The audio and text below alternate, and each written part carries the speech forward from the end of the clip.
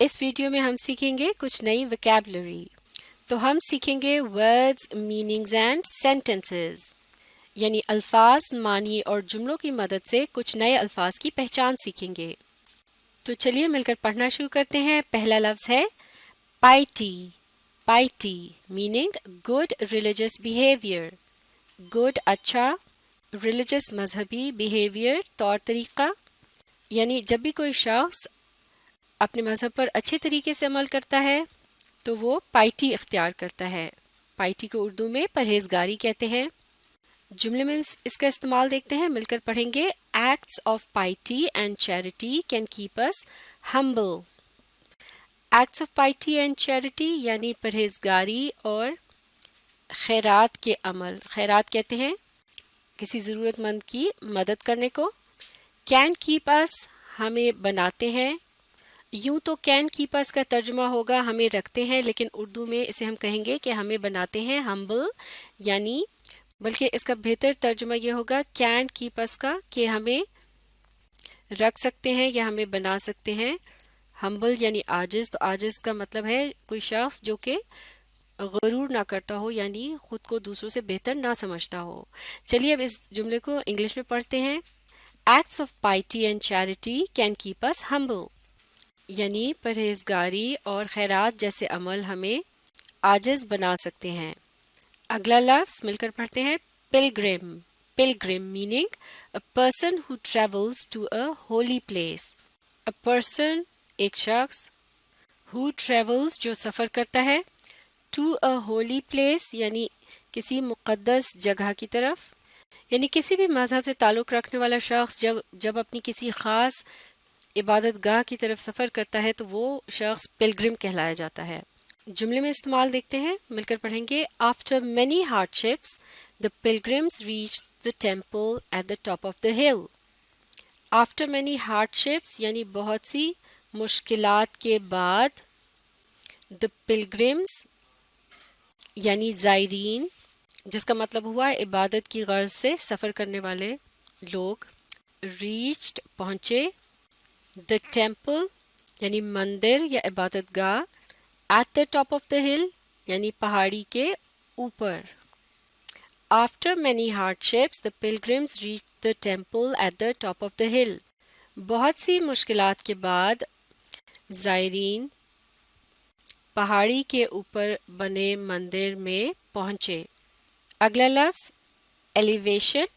Elevation meaning the height of a place above sea level. the height اونچائی of a place کسی جگہ کی، above اوپر، sea level سطح سمندر، یعنی کسی بھی جگہ شخص یا چیز کی سطح سمندر سے جو اونچائی ہوتی ہے اسے ایلیویشن کہتے ہیں.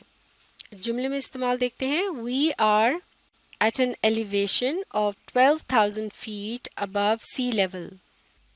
we are ہم ہیں، ایٹ این ایلیویشن یعنی اونچائی پر، آف 12,000 فیٹ یعنی 12,000 فیٹ یعنی 12,000 فٹ، ابو اوپر، سی لیول یعنی سطح سمندر.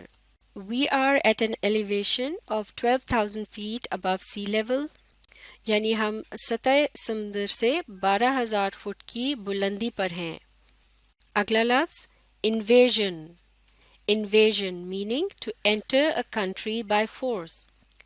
To enter یعنی داخل ہونا، a country کسی ملک میں، by force یعنی طاقت کے ذریعے، یعنی کسی ملک پر حملہ کر دینا. اس عمل کو invasion کہتے ہیں. جملے میں استعمال دیکھتے ہیں، مل کر پڑھیں گے. The Great Wall of China was built to save the country from foreign invasions.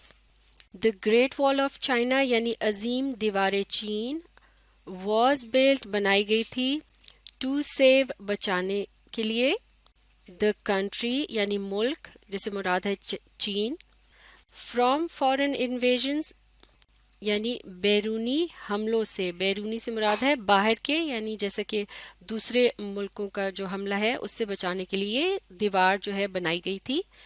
The Great Wall of China was built to save the country from foreign invasions. یعنی عظیم دیوار چین ملک کو بیرونی حملوں سے بچانے کے لیے بنائی گئی تھی. اگلا لفظ امینٹیز، معاف کیجیے گا یہ لفظ ہے amenities. Amenities meaning useful facilities around a place. Useful مفید یعنی کام کی، فیسلٹیز یعنی سہولیات، اراؤنڈ اے پلیس کسی بھی جگہ کے آس پاس. اس سے مراد ہے جیسے کہ پارک، لائبریری یا اسکول وغیرہ ہوتے ہیں لوگوں کی سہولت کے لیے، یہ تمام چیزیں امینٹیز کہلائی جاتی ہیں. جملے میں استعمال دیکھتے ہیں، مل کر پڑھیں گے. The town amenities include a library, a children's park and many food stalls. The town amenities یعنی قصبے کی سہولیات انکلوڈ میں شامل ہے لائبریری یعنی کتب خانہ، چلڈرنس پارک یعنی بچوں کے کھیلنے کا میدان، اینڈ اور مینی بہت سے، فوڈ اسٹالز یعنی کھانے پینے کے جو ٹھیلے لگے ہوتے ہیں. The town amenities include a library, a children's park and many food stalls.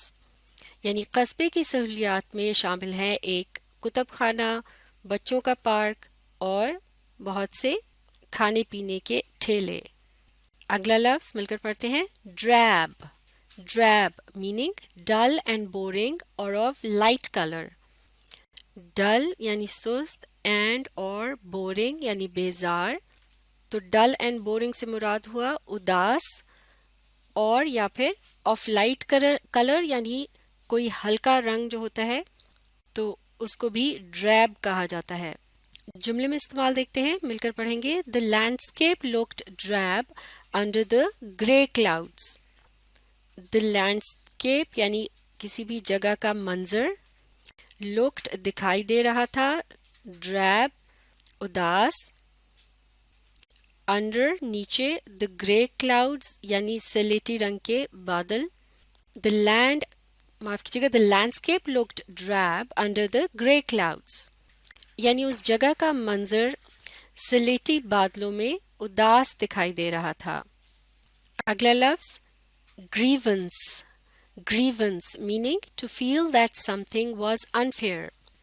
To feel that یعنی ایسا محسوس کرنا کہ سم تھنگ کوئی چیز واز انفیئر منصفانہ نہیں تھی. منصفانہ سے مراد ہے یعنی انصاف کے مطابق، یعنی جب کسی شخص کو ایسا محسوس ہوتا ہے کہ اس کے ساتھ انصاف نہیں کیا گیا تو اس کا مطلب ہے وہ گریونس محسوس کرتا ہے.